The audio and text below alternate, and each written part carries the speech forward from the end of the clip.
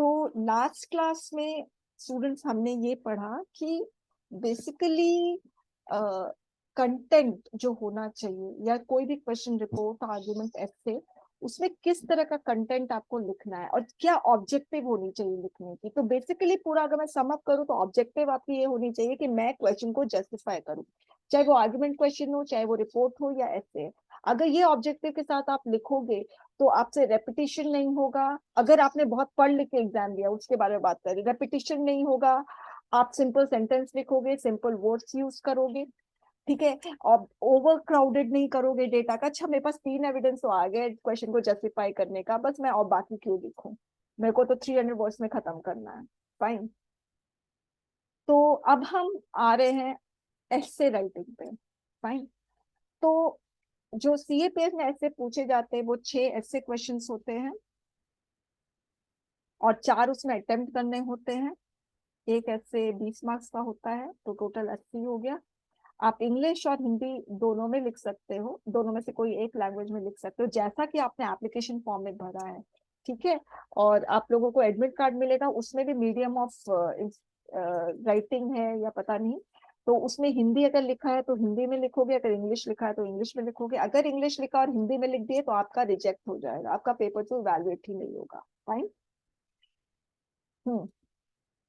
अब किस तरह से ऐसे क्वेश्चंस आते हैं वो हम देखेंगे। अब स्टूडेंट्स, मेरे पास मतलब इस तरह से स्टूडेंट्स के फोन कॉल्स या मैसेजेस आते हैं कि मैम ऐसे क्वेश्चन को करंट पे पूछा जाता है। तो हाँ, करंट पे पूछा जाता है, ठीक है। मगर ऐसा नहीं है कि हमेशा ही करंट पे पूछा जाता है। फाइन। मगर करंट पे कैसे पूछा जाता है, कभी भी अगर अभी आप देखोगे ना, आपको पता चलेगा कि करंट पे जरूर पूछा जाता है, मगर कभी भी डायरेक्ट क्वेश्चन नहीं आता है करंट पे। आपका करंट पे पूछा जाएगा और डायरेक्ट क्वेश्चन अगर एक्सपेक्ट करते हो तो वो रिपोर्ट है। रिपोर्ट का क्वेश्चन हमेशा करंट बेस्ड, ऑलमोस्ट 99% केसेस में करंट बेस्ड होता है और डायरेक्ट होता है। मगर ऐसे में करंट बेस्ड जरूर होगा मगर डायरेक्ट कभी नहीं होता है। जैसे 2019 में पूछा गया था role of Indian army nation building, ठीक है। ये करंट बेस्ड था। हमें लग रहा है ना जनरल, मगर नहीं, ये करंट बेस्ड था। क्योंकि जिस साल पूछा गया था ना उसी साल ये पुलवामा अटैक हुआ था, ठीक है। और फिर उसके बाद ये वाला क्वेश्चन पूछा गया था, अर्थ is not for humans only. Fine. ये जो क्वेश्चन आया था वो इसलिए आया था क्योंकि न्यूज़पेपर, अब मुझे पता नहीं हिंदू न्यूज़पेपर, मगर उस समय बहुत सारे न्यूज़पेपर में 6th मेजर मास एक्सटिंक्शन की बात हो रही थी कि बहुत सारे स्पीशीज एक्सटिंक्ट होने वाले। जैसे जब 5th मास एक्सटिंक्शन हुआ था तो बहुत स्पीशीज एक्सटिंक्ट हो गए थे। अब 6th मेजर मास एक्सटिंक्शन होने वाला है। तो अब ये ह्यूमंस पर ही डिपेंड करता है इस एक्सटिंक्शन को रोके, ठीक है। मगर ह्यूमंस को समझना चाहिए कि अर्थ सिर्फ ह्यूमंस के लिए नहीं है, बाकी सारे और स्पीशीज के लिए है। तो ये क्वेश्चन था, ठीक है। नहीं, और ये हिंदू में आया था, आई रिमेम्बर, क्योंकि आ, हिंदू के एडिटोरियल पेज में आया था ये क्वेश्चन, क्योंकि मैंने भी इससे कनेक्टेड एक क्वेश्चन बनाया था। अर्थ is not for humans only, नहीं, 6 मेजर मार्स एक्सटिंक्शन पे एक क्वेश्चन बनाया था, ठीक है। अब 2017 में cashless transaction scope and future prospects in India, ये क्वेश्चन पूछा गया था। तो ऑब्वियसली 2016 का में डीमोनेटाइजेशन हुआ था इसलिए पूछा गया था। अब फिर उसके बाद फिर से यूपीएससी ने एक आर्गुमेंट क्वेश्चन सेट किया था, note ban effective tool against black money. ये भी क्वेश्चन सेट किया गया था। तो ये कब सेट किया गया था? 2 years आफ्टर, यानी 17, 18, 19 को सेट किया गया था आर्गुमेंट क्वेश्चन। तो आप समझ रहे हो कि करंट पे ये नहीं रहा। तो इसका साफ मतलब ये है कि आप ऐसा इशू जो अभी भी इंडिया को प्लेग कर रहा है, अभी भी प्रॉब्लम बना हुआ है, तो उस पे क्वेश्चंस आ सकते हैं। This indicates that fact the question can be framed on a significant past event, even if if its impact is still felt in the present scenario. जैसे question the need for common civil code in India 2017 में पूछा गया था। तो ये इसलिए आया था कि 2016 में यूनियन गवर्नमेंट इसका डिमांड कर रहा था। अभी भी BJP is in favour of common civil code, uniform civil code के लिए। ऐसे question, India versus China in the context of emerging economy in South Asia, ये इसलिए पूछा गया था क्योंकि चाइना का जो बेल्ट रोड पॉलिसी है, ठीक है, उसमें सभी को अटेंड किया था, ये सबमिट हुआ था, उसमें इंडिया ने अटेंड किया था। तो जब भी आप अगर उस पर कोई आंसर फ्रेम करता है तो ये चीज तो बतानी बहुत जरूरी है। फिर 2017 में क्लीनिंग एंड कनेक्टिंग रिवर आया था, तो it is outcome of interlinking of river programme that was taken up on high priority by the NDA government in 2017। Fine. अच्छा, एक और इम्पोर्टेंट चीज है कि यूपीएससी है ना बहुत अनप्रिडिक्टेबल है। जैसे यूरी अटैक हुआ था तो हमें लगा कि यूरी अटैक हुआ है तो इस पे क्वेश्चन जरूर आएगा कुछ ना कुछ। अच्छा, एक और चीज आपने देखा कि डायरेक्ट क्वेश्चन नहीं फ्रेम हुए हैं। अब डीमोनेटाइजेशन है, जैसे कहाँ गया, पुलवामा अटैक हुआ, तो पुलवामा अटैक पे डायरेक्ट क्वेश्चन नहीं पूछा, रोल ऑफ इंडियन आर्मी पूछा।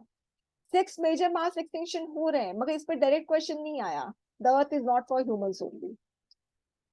अब डीमोनेटाइजेशन इवेंट हुआ है, तो डीमोनेटाइजेशन से जरूर कैशलेस ट्रांजेक्शन को बहुत पुशअप मिला था, तो इस पे थोड़ा सा तो डायरेक्ट लग रहा है मगर पूरा डायरेक्ट नहीं है। फिर नोट बैन आया, फिर the need for common civil code, इसका डिमांड आ रहा था, तो इस पे थोड़ा सा तो डायरेक्ट लग रहा है मेरे को। अच्छा, और interlinking of river programme, cleaning and connecting the rivers in India. Fine. अच्छा, अब ये जो अटैक हुआ था तो लग रहा था कि भाई इस पे क्वेश्चन आएगा मगर ऐसा कोई क्वेश्चन नहीं आया। Even an indirect reference to this terrorist attack, कोई क्वेश्चन नहीं आया था। ईडब्ल्यूएस कैंडिडेट को रिजर्वेशन मिला 2019 में, तो मुझे तो एकदम लग रहा था कि पक्का पक्का आना है ये क्वेश्चन, मगर कोई क्वेश्चन नहीं आया इस पे। ठीक है, क्योंकि रिजर्वेशन एक बहुत बर्निंग इश्यू है, तो मुझे तो लग ही रहा था, मैंने इस पे क्वेश्चन भी बनाया था मगर क्वेश्चन आए नहीं। अच्छा, कुछ कुछ बर्निंग इश्यूज है जो हमेशा इंडिया के पास रहे हैं, रिजॉल्व नहीं हो रहे हैं, तो उस पे तो हमेशा क्वेश्चन आने के चांसेस होते हैं। तो वो सब क्वेश्चन, एग्रीकल्चर, इन्वायरमेंट और रिलीजन। ठीक है, ये बहुत इंपॉर्टेंट है, इस पे क्वेश्चन कभी भी फ्रेम कर सकते हैं यूपीएससी, आप कभी मत सोचना कुछ करंट होगा तभी फ्रेम किया जाएगा। तो जैसे 2014 से 2019 तक, 20, 21, 22 का भी मैंने नहीं किया है, तो टोटल 4 ऐसे क्वेश्चंस एग्रीकल्चर बेस्ड था। ठीक है, sustainable farming is the need of the hour, farm waiver is populistic and myopic, farmer suicide in India, impact of climate change और एग्रीकल्चर इकोनॉमिक पैटर्न। ठीक है, फिर 2014 से 2019 तक 5 क्वेश्चन पूछे गए एनवायरमेंट के। Impact of climate change on agriculture, cropping pattern, disaster management, is development possible at the cost of environment, इसमें एनवायरमेंट भी कनेक्ट हो रहा है, एग्रीकल्चर भी, एग्रीकल्चर सॉरी सॉरी कहाँ पे कनेक्ट हो रहा है, यहाँ पे एग्रीकल्चर और एनवायरमेंट कनेक्ट हो रहा है। Cleaning and connecting rivers in India, the earth is not for humans only.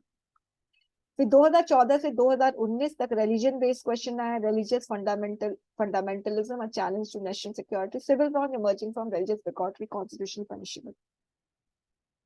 फिर कुछ और प्रॉब्लम्स हैं जो अभी तक इंडिया को ट्रबल कर रहा है, वो है women safety, reservation, poverty, population, इस पे भी क्वेश्चन आने के चांसेस रहते हैं। ठीक है, तो 4 ऐसे क्वेश्चंस हैं जो आए हुए हैं 2018 में, ये चारों पे क्वेश्चंस आए थे। ठीक है। अच्छा, you must also understand that the topics of the essay in a broader sense might be similar. अब देखो, आप खुद सोचो, ये 4 एग्रीकल्चर बेस्ड क्वेश्चन, मगर चारों एग्रीकल्चर बेस्ड क्वेश्चन कितना डिफरेंट है। Farm waiver, sustainable farming, farmer suicide, impact of climate change, agriculture based question है मगर फ्रेम करने का तरीका कितना अलग है। तो यहाँ पर यही बताना चाह रहे हैं कि भाई topic of the essay in broader sense might be similar, but each essay question is always unique and is required to be tackled differently. For instance, all the 4 questions that were asked on the broad topic agriculture are unique, must be dealt with differently. Hindu editorial page, ये मैं हमेशा बोलती हूँ, बहुत बहुत important है। और the UPSC essay questions also illustrate the significance of reading the editorial page of the Hindu newspaper carefully and thoroughly. The essay question of UPSC CAPF exam 2018, non-performing parliament, unhealthy trend in democracy, was based on the editorial opinion of the Hindu dated July 17 under the rubric vibrant democracy, dormant parliament. देखिए, Hindu newspaper का जो editorial page है ना, उसमें जो headlines होती है, उस हेडलाइंस को ही लोग थोड़ा सा ट्विस्ट कर कर, थोड़ा सा मोल्ड करके ये लोग उसका क्वेश्चन बना देते हैं, ठीक है। तो 2017 में के जुलाई में क्वेश्चन एक हेडलाइन आया था, vibrant democracy and dominant parliament. Dominant parliament का मतलब क्या है? पार्लियामेंट, अगर हम बोलते हैं डोर्मेंट वॉल्केनो, तो इसका मतलब क्या है? वो वॉल्केनो इरप्ट नहीं है, वो एक्टिव नहीं है, राइट। तो अगर हम डोर्मेंट पार्लियामेंट बोल रहे हैं तो इसका मतलब वो पार्लियामेंट एक्टिव नहीं है, फाइन। तो डोर्मेंट पार्लियामेंट को इन्होंने किस तरह से मॉडिफाई किया? Non performing parliament. Got my point? तो जो एडिटोरियल पेज का जो हेडलाइंस होता है ना, वो बहुत इंपॉर्टेंट होता है। इनफैक्ट जब मैंने लास्ट ईयर तो टेस्ट सीरीज नहीं लॉन्च किया था, इस साल कोशिश यही है, तो जब मैंने पिछले साल लॉन्च किया था और इसके पहले भी, तो मैं हिंदू एडिटोरियल पेज का हेडलाइन जरूर पढ़ती थी और मैंने कई बार उस हेडलाइन से ही क्वेश्चन फ्रेम किए। मैं मोल्ड नहीं करती थी, मैं एज इट इज हेडलाइन को चिपका देती थी, उसी को क्वेश्चन बना देती थी, ठीक है। तो अब जैसे ये वाला, in the same year the essay question farm waiver is populist and myopic, strategy change needed, had been directly taken from the editorial opinion of Deccan Herald dated 26 June 2017। Google search कर लेना। मतलब जो headline थी ना, उसी को UPSC ने question बना दिया, कुछ भी तोड़ मरोड़ नहीं किया। The essay question of 2019, the impact of social media on social relationship, ये is essentially a modified version of editorial headline. Is social media polarizing a society? अब आपको पता है, जब मैंने टेस्ट सीरीज लॉन्च की थी, मैंने ये हेडलाइन को एज इट इज ऐसे क्वेश्चन बना दिया था, is social media polarising society, या ऐसे बनाया था, social media is polarising society. आप लोग देखना, ये आपको इस बुक में भी मिलेगा ये सेम क्वेश्चन। तो यूपीएससी ने इसको कैसे चेंज किया? सोशल मीडिया पोलराइजिंग सोसाइटी, इसका मतलब है कि सोशल मीडिया का इम्पैक्ट सोसाइटी पे कैसा पड़ रहा है? वो सोसाइटी को पोलराइज कर रहा है। पोलराइज का मतलब क्या कर रहा है? डिवाइड कर रहा है। तो क्या इम्पैक्ट है? सोसाइटी पे डिवाइड कर रहा है, राइट। तो सोसाइटी को उन्होंने सोशल रिलेशनशिप कर दिया और लिख दिया impact of social media on social relationship. तो एक इम्पैक्ट तो यही है कि वो सोसाइटी को डिवाइड कर रहा है, सोशल जो रिलेशनशिप है उसमें वाइडन कर रहा है, रिलेशनशिप को में गैप और बढ़ा रहा है, ठीक है। 7 दिसंबर 2018 में पूछा गया था, फाइन। कोड बेस्ड क्वेश्चन, तो कोड बेस्ड क्वेश्चन बहुत रेयर ट्रेंड है यूपीएससी सीएपीएफ एग्जाम में, हालांकि मेंस में तो आते ही हैं। 2011 में 2 कोड बेस्ड क्वेश्चन आया था, urbanisation of India is nothing but blind westernisation, ये कोटेशन है, और the things that count as being civilised, ये भी एक कोटेशन बेस्ड है। तो कोटेशन बेस्ड सिर्फ 2 ही आया था, इसमें ज्यादा मेहनत करने की जरूरत नहीं है। जो फिलोसफिकल बेस्ड क्वेश्चन होता है ना, अंटिल आप बहुत फिलोसफिकल खुद हो, तब तो आप अगर खुद हो तब तो फिलोसफिकल बेस्ड क्वेश्चन आप लोगों को अटेम्प्ट करना चाहिए। अगर आप फिलोसफिकल नहीं हो, बहुत ज्यादा प्रैक्टिकल हो, देखो फिलोसफिकल वो होते हैं, आपको खुद भी समझना चाहिए आप हो या नहीं हो। अगर आप जो चीज आपको दिख रही है आप सिर्फ उसी चीज पे भरोसा करते हैं, तब आप फिलोसफिकल नहीं है। जो चीज आपको नहीं दिख रही है फिर भी आप उस पर भरोसा करते हो, तो आप फिलोसफिकल हैं, ठीक है। मैं फिलोसफिकल हूँ, मुझे पता है, क्योंकि मुझे पता है मेरी आंख जो है वो, उसका पावर जो है वो लिमिटेड है, वो हर चीज नहीं देख सकती है। मैं दीवार आ गया तो दीवार के आगे नहीं देख पाऊंगी ना, क्योंकि आंखों में उतना दम ही नहीं है, फाइन। तो मैं इस चीज पे बहुत फर्म बिलीव करती हूँ कि मेरे जो सेंसेस है वो हर काम नहीं कर सकते हैं, ठीक है, बहुत सुप्रीमली पावरफुल नहीं है। तो इसीलिए कुछ चीज ऐसी होती that is beyond our comprehension level, that is beyond the understanding of our senses. तो इसीलिए मैं फिलोसफिकल हूँ। आप लोग को समझना चाहिए कि आप हो कि नहीं। अगर आप नहीं हो तो आप लोगों को फिलोसफिकल बेस्ड पैसेज समझने में थोड़ी दिक्कत आएगी, फिलोसफिकल बेस्ड क्वेश्चंस अटेम्प्ट करने में दिक्कत आएगी। ठीक है, तो यहाँ पर किस तरह से क्वेश्चंस फ्रेम होते हैं वो हमने डिस्कस किया है। अब आप लोगों के जहन में कोई क्वेश्चन है तो पूछ लीजिए और फिर मैं क्लास एंड करूंगी। क्वेश्चंस? Hello ma'am. हाँ बताइए। मैम मुझे फॉर्मेट पे मैम पूछना था, जैसे कि मैम जो यूपीएससी का सीएससी का एग्जाम होता है उसमें आपको कंपलसरी फिलोसॉफिकल ऐसे अटेम्प्ट करना ही होता है, तो बताया जाता है कि आप उसमें किसी स्टोरी से शुरू कर सकते हो, लेकिन उसमें वर्ड भी मैम ज्यादा रहते हैं, 1200 वर्ड्स में लिखना होता है। तो मैम यहाँ पर मैम इंट्रो को अगर शुरू करना है तो मैम किस तरह से शुरू किया जा सकता है? देखिए वो हर्ष मैं तभी बता पाऊंगी जब मेरे पास क्वेश्चन आएगा। ठीक है, और दूसरी चीज है आपका फिलोसफिकल बेंट ऑफ माइंड भी होना चाहिए, वरना है ना फिलोसफिकल बेस्ड क्वेश्चन को अगर आप प्रैक्टिकली आप उसको अप्रोच करने लगे ना तो फिर मुश्किल हो जाएगी। तो आप मुझे एक बार मैसेज कर देना क्वेश्चन टेलीग्राम पे, तब जाके मैं थोड़ा सा समझ पाऊंगी, ऐसे नहीं नहीं बता पाऊंगी। और एक बार पूरा ऐसे खत्म हो जाने दो, ऐसे का जो थ्योरी पार्ट है ना एक बार उसको खत्म हो जाने दो, शायद आपको फिर समझ में आ जाएगा कैसे इंट्रो शुरू करना चाहिए। ठीक है, अभी तो हमने एकदम थोड़ा सा लिया है, अभी पूरा ऐसे बात की है। Fine. Okay ma'am, okay, thank you. और कुछ कोई क्वेश्चन?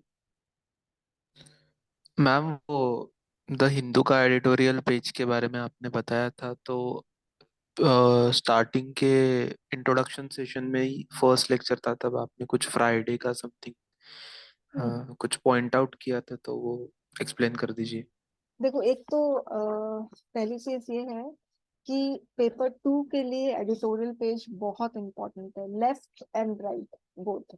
और एक और चीज, मैं संडे का न्यूज़पेपर हिंदू का एडिटोरियल पेज मैं नहीं पढ़ती हूँ, मैं बिल्कुल नहीं पढ़ती हूँ। ठीक है, क्योंकि बहुत फिलोसफिकल बेस्ड आते हैं उसमें, अगर आप देखोगे तो मैं नहीं पढ़ती हूँ, मैं सिर्फ मंडे टू सैटरडे।